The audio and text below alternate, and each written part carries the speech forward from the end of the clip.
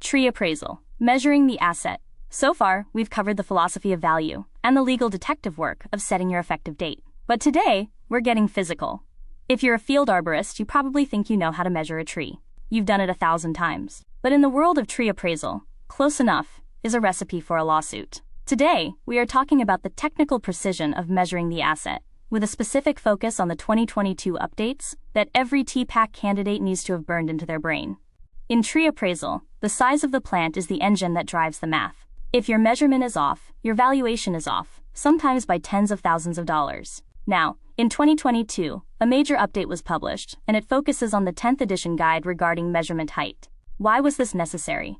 Because for years, there was a confusing overlap between how we measure trees in a nursery and how we measure them in the landscape. Let's break down the caliper versus DBH distinction, because this is the fork in the road for every appraisal. If you are appraising a small tree, something that is still nursery-sized, you are measuring caliper. For the 10th edition, the rule is now very specific. If the tree is 4 inches in diameter or less, you measure the caliper at 6 inches above the soil line. If the tree is between 4 and 12 inches, you move that tape up to 12 inches above the soil line. Why does that 6-inch difference matter? Because of trunk flare. Trees aren't perfect cylinders, they're tapered.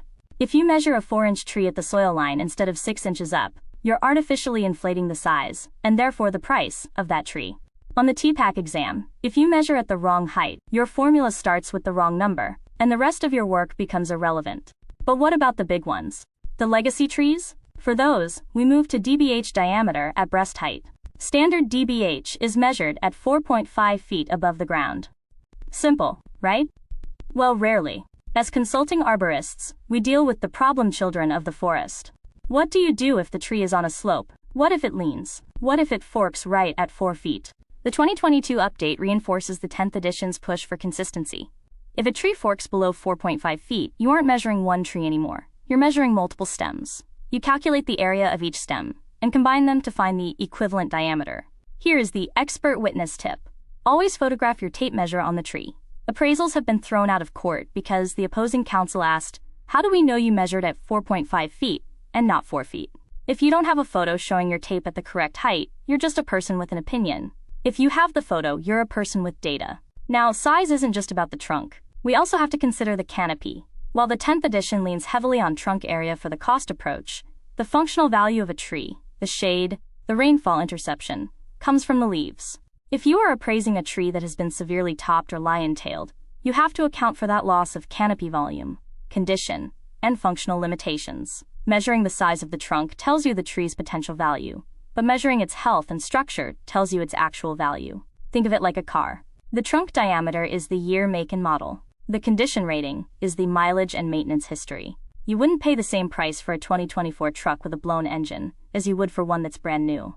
As an appraiser, you are the mechanic who has to look past the make and model to see the maintenance history. Let's talk about the equipment. For TPAQ, you should be comfortable with a diameter tape, a D tape, but also with calipers for those smaller nursery-sized specimens. And don't forget the soil line. The 2022 update reminds us that grade matters. If a tree has had 2 feet of fill dirt piled around its base, your 4.5-foot measurement is actually at 6.5 feet of the original trunk.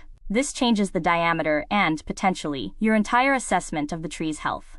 You have to find the original soil line, the root flare, before you start your measurements. Measuring the asset is the bridge between being an arborist and being an appraiser. It requires the physical skill of the field and the mental discipline of the scientist. In our next episode, we're going to step back and look at the surroundings. We're talking about the site and the setting. We'll decode what the 10th edition really means when it talks about site and contribution, and why a tree in a park is valued differently than a tree in a parking lot. For your homework, grab a D-tape and go measure 3 trees on a slope. If you can't get the same measurement twice, keep practicing. Until next time, keep your tape level and your data clean. You've been listening to the Arborist-podcast. Our goal is to grow our collective knowledge, one domain at a time. If you enjoyed the podcast, please like, share, and subscribe to help us keep this momentum.